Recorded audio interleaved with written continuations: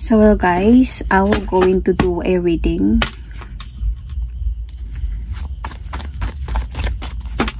Ano yung tinatago ni person sa'yo?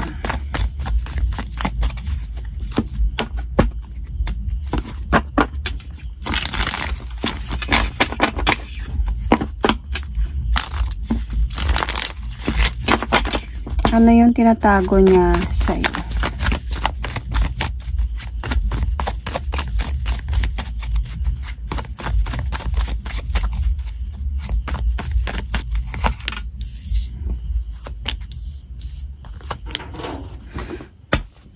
And under a commitment, a relationship,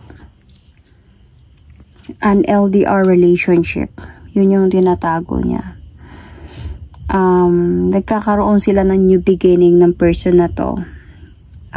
Attraction, happiness, comfort, nagkakaroon sila nito. They felt parang sobrang connected silang dalawa. Feeling ko ito yung dahilan kung bakit kayo nawasak dalawa. Kung bakit nabigatan yung problema mo about your relationship because of this. So, hindi mo siguro alam to. Pero, kasi siguro feeling ko itong person na to, babalik pa siya sa'yo para ayusin yung mga nawasak sa inyo eh. So, bakit niya tinago to sa'yo? Of course, para hindi ka mag-worry, diba? Cheating na ang tawag dito. Pero, let's still see kung bakit niya to ginawa sa'yo.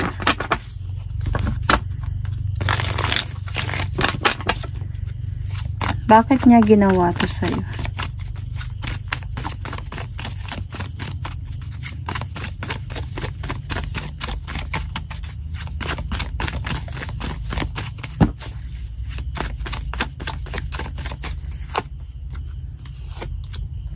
Siya, cheating.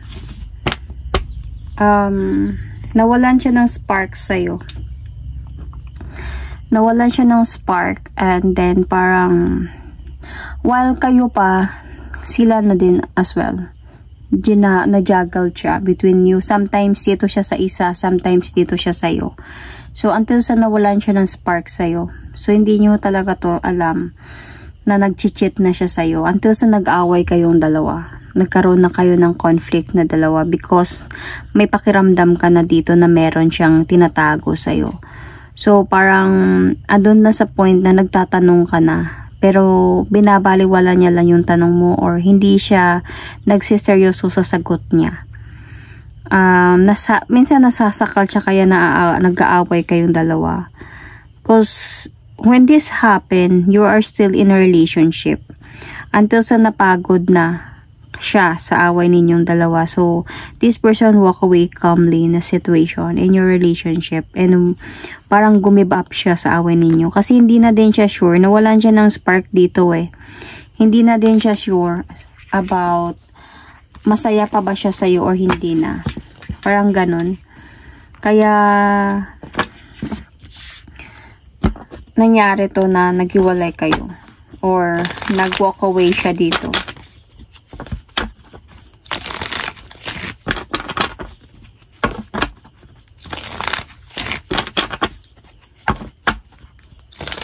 So, hindi lahat maka-resonate sa reading na to, okay? So, takes what resonates and leave the rest. So, anyway, let's see about ano yung nararamdaman niya ngayon na wala na kayo. Wala ka na sa feeling niya.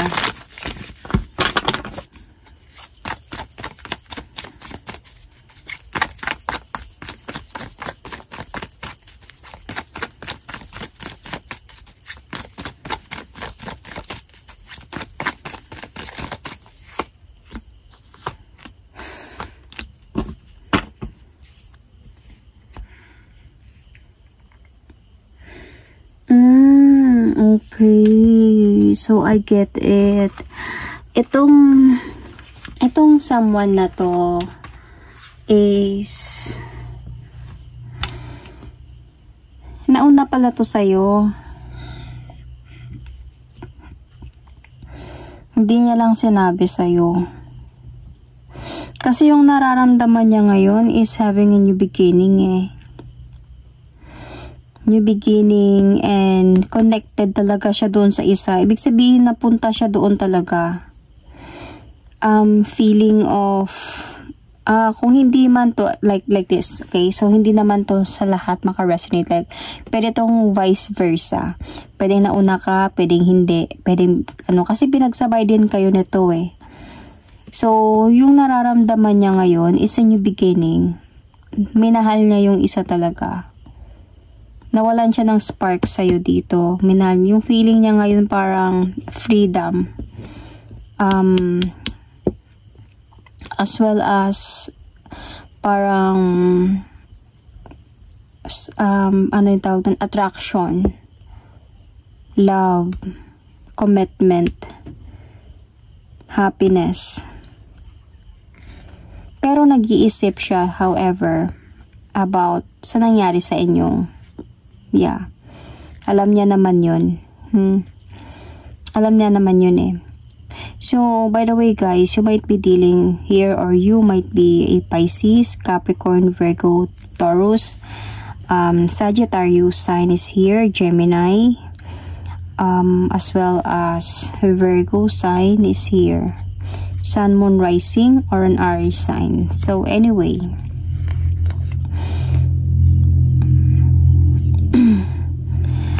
para sa kanya, andun siya sa point na naiisip niya din yung pagtatalo ninyong dalawa. However, nandun yung sa feeling niya. Parang, nandun din siya sa point sometimes, nagsusoul searching siya. Tama ba tong decision ko? Iniisip niya din yung pagtatalo ninyong dalawa. However, ano siya sa point na, kaya kong i-manage to, whatever will happen. Parang ganun. Pero, minahal niya yung isa dito eh. Kasi ito yung mga feelings niya dito. Though na-bothered naman siya about sa'yo, hindi naman sabihin na nawala na siya ng spark sa'yo is parang sabihin natin na wala na siyang pakialam. No, naiisip ka din niya. However, nagbabothered ka din sa kanya. Na-stress niya siya din. However, natatrap din siya sa mga nagawa niya sa'yo. So, ikaw, anong naramdaman mo sa mga nangyayari sa inyo ngayon? Ikaw na naka-resonate sa reading na to. Okay?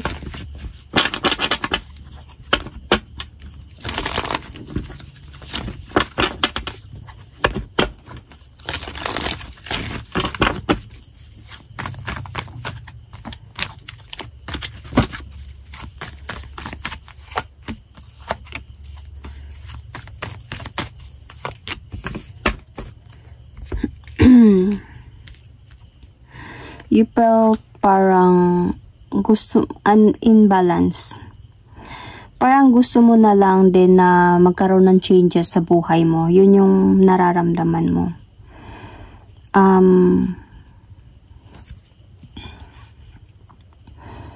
Parang naramdaman mo na parang toxic din yung nangyari sa inyo. Trap ka din sa sitwasyon dati, yung time na yun. Or yung recently na, feeling mo kasi dito, parang gusto mo na lang ng changes. However, nakaramdam ka din kasi sa kanya ng strict. Parang strict siya. Parang gusto niya siya yung nasusunod sa mga desisyon sa inyo. Parang strict siya na tao. Parang nakaramdam ka din na parang wala ka ding freedom. However, so, parang para sa'yo, okay na ako sa ganito. Parang gusto ko na lang ng changes sa buhay ko. Gusto ko na lang na mag-focus sa finances and career ko, sa mga dreams ko. Parang adon ka na lang na sana maging matured enough na siya sa kung saan man siya ngayon. Parang ganun. Natatanggap mo naman na din kasi umaalis ka na din dito ng kalmado sa kung ano mang meron sa inyong dalawa. Medyo masakit sa'yo, of course. Mahirap para sa'yo kung minahal mo talaga to.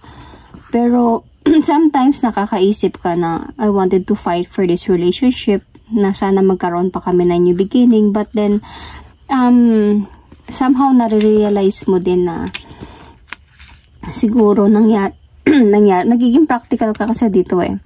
Sorry about that. Naubo ako. Parang andun ka sa point na gusto mong hilahin balik yung dating ikaw. Yung spirit. You want a judgment. Parang ganun. Tuldukan na natin to. Tuldukan ko na lang to. Kasi andun, minsan nakakapag-isip ka na sa sakit na binigay sa'yo ng taong ito, am I going to hold on? Am I going to let go? Something like that. Pero, ganun yung mga nararamdaman mo eh. So, pag ganito yung mga nararamdaman mo, na doon ka na sa healing process. Okay? Sa healing process ka na this time, meron ng acceptance sa'yo dito. So, wait lang. Okay. Yan.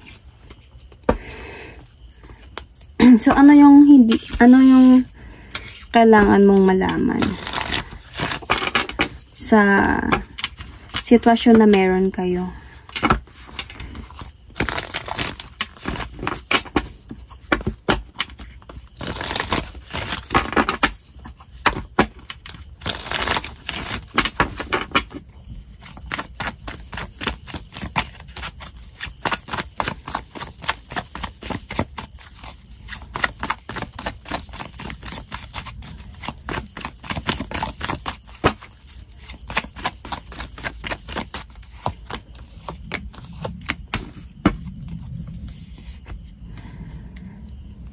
Okay.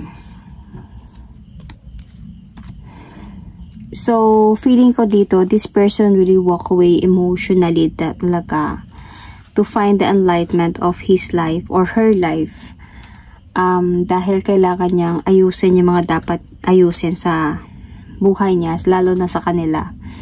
Hindi naman niya ginusto, like, this is what you need to know, na hindi niya ginusto yung pag-alis niya. Hindi siya masaya sa nagawa niya sa'yo.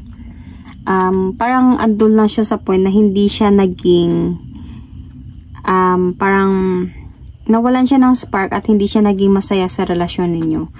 Lalo na sa point na, itong person na naging karibal mo or nakarelasyon niya habang may karelasyon kayo is lumalaban din talaga. And parang mas mabigat yung nararamdaman niya doon kaysa sa'yo. Okay? However, itong person na to, sobrang na-appreciate niya yung how you take care of him or her, how you nurture this person, how you being so true. So, na-attract din talaga siya sa'yo. Nagustuhan niya din yung pang-aalaga mo sa kanya, pagmamahal mo sa kanya.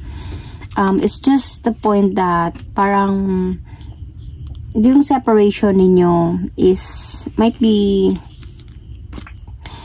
to the point na hindi lang talaga siya na naging masaya.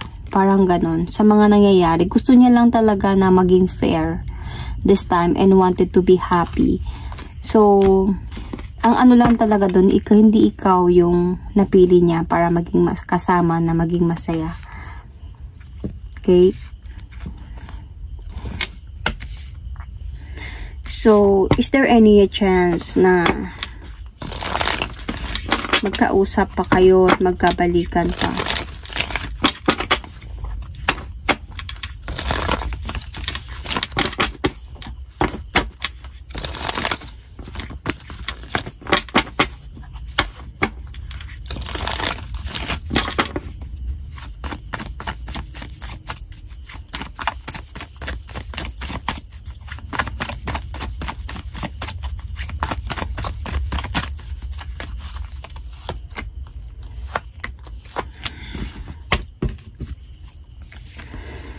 So, darating yung araw, magiging cold yung relasyon, yung sitwasyon ninyong dalawa. Makakaramdam ka ng cold and emptiness. Somehow, mamimiss mo itong person na to. But, darating yung araw, parang matatanggap nyo na pareho din na parang, you will going to take the leap of faith towards a new beginning of your life. Okay? Pero there is a hope pa din na, a communication, sa inyong dalawa. Pero if ever that will happen, I don't think so na papayag ka pa na makipagbalikan dito. Kasi merong tendency ganun yung mangyayari eh. Baka mamimiss nyo yung isa't isa when the time na hindi na talaga kayo nagka-communicate.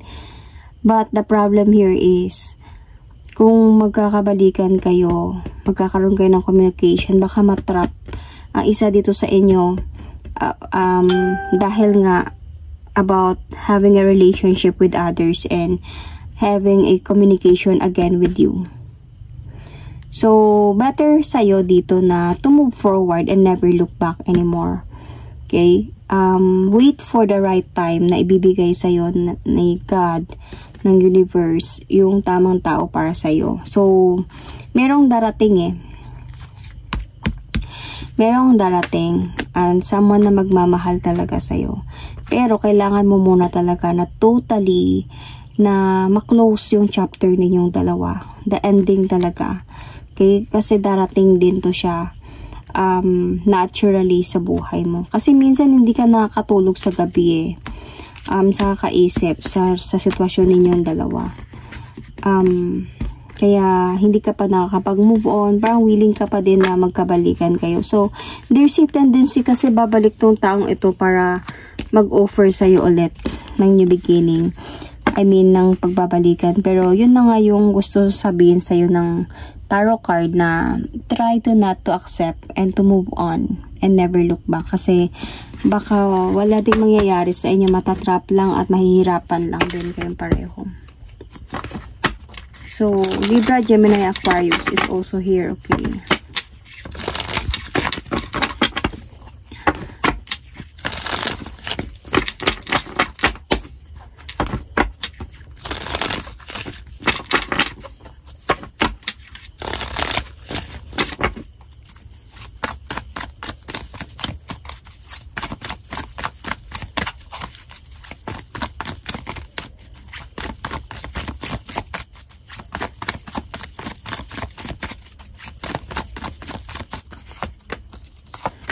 Go for the goals. Okay? Be happy with your single life. Go gain the strength na ayusin mo yung buhay mo kasama ng family mo to be happy. Because somebody will come in your life. Somebody will going to move forward towards with you and to offer you a new beginning. However, pag darating yung araw na naka-move on ka na. So,